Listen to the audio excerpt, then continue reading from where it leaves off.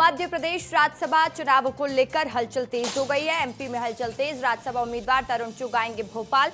तरुण चुग और रजनीश अग्रवाल का कल नामांकन है। बीजेपी ने एमपी से बनाया है राज्यसभा उम्मीदवार। 18 जून को 3 सीटों पर होना है राज्यसभा चुनाव। बड़ी जानकारी आपको दे रहे हैं, बड़ी खबर इस वक्त की बता रहे हैं। राज्यसभा उम्मीदवार पर एमपी कांग्रेस में बवाल, और हम बात कर रहे हैं कि हलचल तेज दिखाई दे रही है। तरुण चुग जो कि बीजेपी के कैंडिडेट हैं, वो भोपाल आने वाले। रजनीश अग्रवाल का कल नामांकन। बीजेपी ने एमपी से बनाया है राज्यसभा उम्मीदवार। तो तरुण चुग और रजनीश अग्रवाल का कल नामांकन होगा। 18 जून को 3 सीटों पर होना है राज्यसभा चुनाव। और देखिए, राज्यसभा चुनाव से जुड़ी हुई एक और बड़ी जानकारी है। राज्यसभा उम्मीदवार पर एमपी कांग्रेस में बवाल देखने को मिल रहा है। राज्यसभा उम्मीदवार मीनाक्षी नटराजन का विरोध हो रहा है। मीनाक्षी नटराजन कांग्रेस के भीतर विरोध शुरू, और कांग्रेस नेता नरेश ज्ञानचंदानी ने बताया बड़ी चूक। कांग्रेस नेता ने क्रॉस वोटिंग का खतरा जताया। नरेश ज्ञानचंदानी दिग्विजय को बेहतर विकल्प बता रहे हैं। तो इसी से जुड़ी एक और बड़ी जानकारी। अब वार पलटवार का दौर भी शुरू हो चुका है। एमपी कांग्रेस में गुटबाजी पर बोले विश्वास सारंग।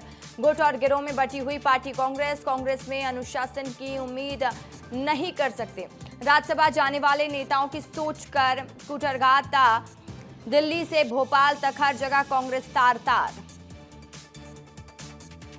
बीजेपी ने मध्य प्रदेश में 3 सीटों के लिए राज्यसभा चुनाव में 2 उम्मीदवारों का ऐलान कर दिया। बीजेपी ने तरुण चुग और रजनीश अग्रवाल को उम्मीदवार बनाया है।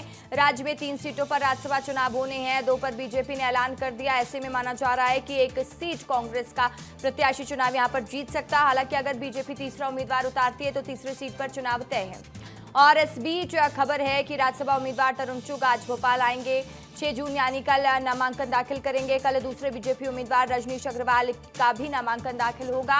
एमपी में केंद्रीय मंत्री जॉर्ज कुरियन और सुमेर सिंह सोलंकी का जून में राज्यसभा कार्यकाल खत्म हो रहा था, लेकिन अब बीजेपी ने केंद्रीय मंत्री को दोबारा एमपी से रिपीट नहीं किया।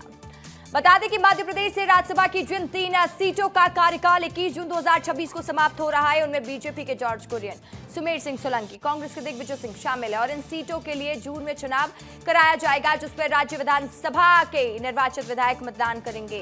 राज्यसभा चुनाव के लिए नामांकन दाखिल करेंगे। अंतिम तारीख 8 जून है। नामांकन पत्रों की जांच 9 जून को की जाएगी। वहीं उम्मीदवारी वापस लेने की अंतिम तारीख 11 जून है। मतगणना 18 जून को ही मतदान की समाप्ति के बाद की जाएगी।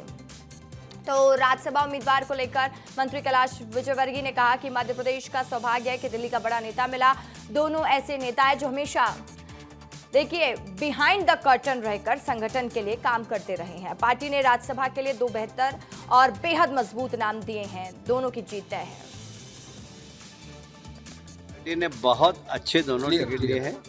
मैं हमारे शीर्ष नेतृत्व को इस बात के लिए धन्यवाद दे रहा हूं, और मुझे उम्मीद है दोनों तो जीतेंगे ही।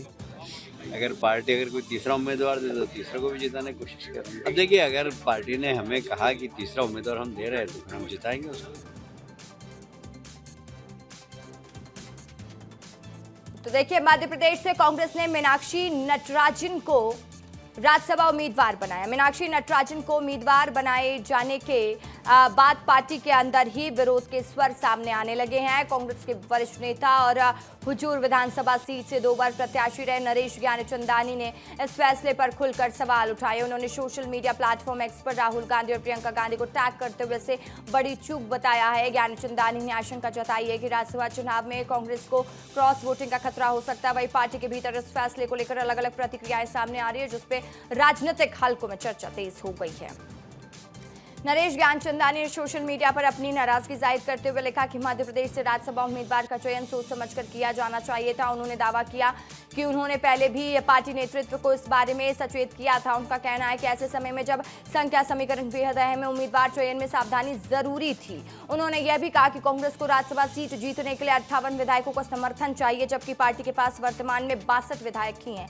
ऐसे में थोड़ी भी गड़बड़ी परिणाम बदल सकती है।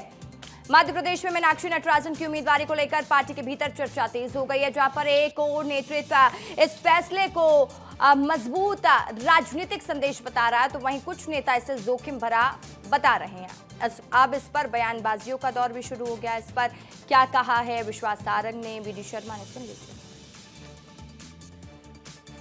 कांग्रेस तो गुट और गिरोह में बटी हुई पार्टी है। कांग्रेस में अनुशासन की हम कभी भी उम्मीद नहीं कर सकते और सबसे बड़ा कुठाराघात तो कांग्रेस के उन नेताओं को हुआ जो चाह रहे थे कि वो राज्यसभा पहुंच जाएं। पर हम पहले से कहते आए कि दिल्ली से लेकर भोपाल और भोपाल से लेकर बूथ तक हर जगह कांग्रेस तार तार है को दिया है। अब कांग्रेस के बारे में मुझे लगता है कि कांग्रेस के हालात राहुल गांधी जी के नेतृत्व में जैसे हैं वो पूरा दिखाई देता है और मध्य प्रदेश के अंदर भी उन्होंने वही किया है।